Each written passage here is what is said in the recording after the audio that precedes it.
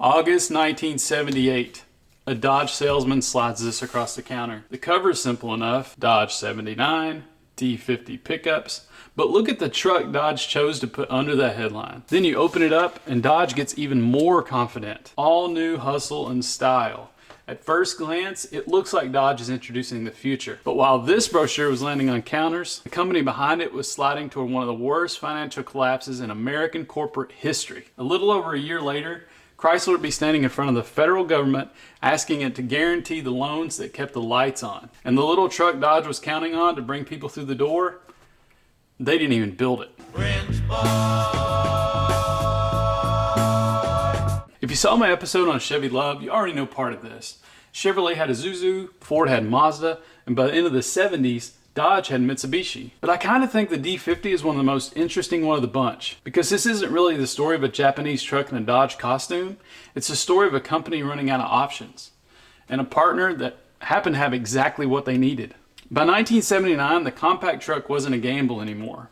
Toyota was here, Datsun was here, Ford had the Courier, Chevy had the Love.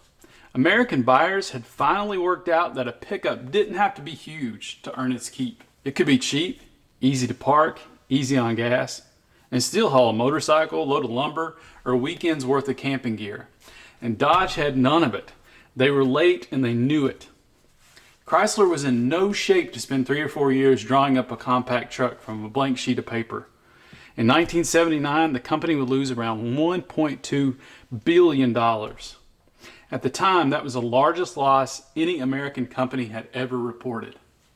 The market was moving, the money was gone. Chrysler needed an answer then, not by mid-decade. Lucky for them, they already knew someone that had that answer. Now the D50 wasn't the start of Chrysler and Mitsubishi, and that's a part a lot of people miss. By the time this truck showed up, Chrysler had been selling Mitsubishi-built vehicles through its showroom for years. The Dodge Colt, the Plymouth Arrow, the Challenger, the Sapporo. Quietly, Mitsubishi had become one of the most useful partners Chrysler had. So when Dodge suddenly needed a compact truck, they didn't start from scratch. They picked up the phone.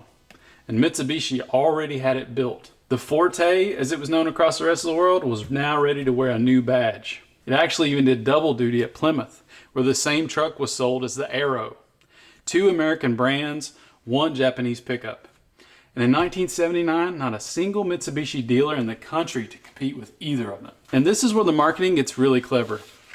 Dodge spends all these pages selling you on how American this truck is. I mean, look at the photography. This thing's never on a job site. Even on the page where it talks about working, it's at a swimming pool. It's at the beach. And the copy calls it a truck for kicks and cargos both. I love that phrase because it tells you exactly who this was for. Not the guy hauling hay, but the guy hauling a dirt bike, a surfboard, a cooler, or hell, nothing at all. The point wasn't the work, the point was the look. And today, that's just how trucks are sold. We have adventure trucks, sport trucks, weekend trucks. But in 1979, dressing up a compact pickup as a lifestyle felt very new. Nowhere is that clearer than with the D50 Sport. If Chrysler only wanted to plug a hole in the lineup, then this truck should have been plain, but they went the other way. The base D50 got a 2.04 and a bench seat. The Sport got the bigger 2.6, 5-speed, bucket seats, tachometer, oil pressure gauge, spoke wheels, and a 2-tone paint job with the name Spitfire Orange over low luster black. And the one that still gets me, an optional sunroof. A sunroof on a compact pickup in 1979. Now, this wasn't a company selling a truck. This was a company selling an identity. But that disguise slips in one place, the engine. Most people remember these trucks for the badge, the graphics, or the fact they would eventually be renamed the Ram 50. But almost nobody talks about what's under the hood. And they really should. Because Mitsubishi wasn't just handing Chrysler sheet metal. They were handing it technology. The brochure calls the engine silent shaft. Now that sounds like marketing, but it wasn't. A big 4-cylinder shakes a lot. Just from the way it's built. Mitsubishi's answer was a pair of counter-spinning balance shafts that cancel that shake. The idea traces back to a British engineer named Frederick Lanchester. Mitsubishi revived that idea, refined it, and made it work in mass production. And here's the crazy part. Other manufacturers eventually paid to license that technology.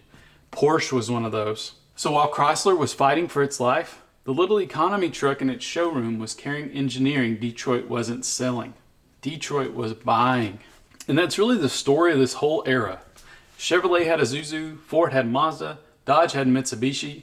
Everybody remembers the badges, but a lot of times we forget what's underneath. The compact truck war wasn't really Ford versus Chevy versus Dodge. A lot of the time it was Isuzu versus Mazda versus Mitsubishi, while all wearing American nameplates. By 1979, all three Detroit companies had quietly reached the same conclusion. Japan understood the small truck, probably better than they did. Which brings us back to the most important sentence, probably in this entire brochure. It's not the headline, it isn't the specs, it's in this little fine print on the back. Dodge D50 is made for Chrysler Corporation by Mitsubishi Motors Corporation in Japan. 8 pages of Dodge, 1 sentence of Mitsubishi. And that sentence might tell you more about where Chrysler stood in 1979 than anything else in this whole book put together. Because while the company was fighting to survive, one of the freshest vehicles in the showroom wasn't built in Detroit at all. Now the D50 didn't save Chrysler. That's probably giving a mini truck a little too much credit.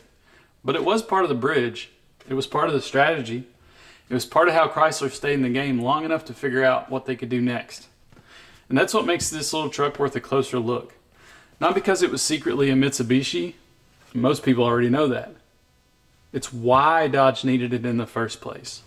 Once you know that story, that one line of fine print on the back of the brochure turns into the most honest thing in the whole book. Now Dodge wanted you to see the D50 small, useful, economical, and just American enough to feel familiar. But brochures like this only tell the version of the story the company wanted printed. The better version usually comes from the people who owned them, worked on them, or rode around in them. They were just cheap little trucks. So if you remember the D50 or the Ram 50 or even the Mitsubishi version, I'd love to know what they were actually like. Were they tough? Were they slow? Did they rust away when you looked at them? Did they run forever? Because with trucks like this, the real story usually starts after the brochure ends. So, how about you? Any stories? Love to hear them. Until next time. Wrenchborn.